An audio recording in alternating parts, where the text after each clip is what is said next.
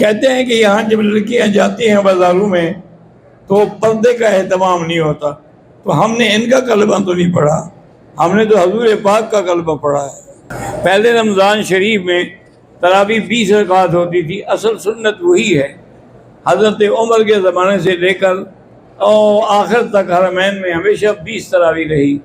یہ اب اللہ عالم جب سے کرونا لگا نا، اس بیماری کے عذاب سے پھر انہیں 8 پڑھنی شروع کر دی۔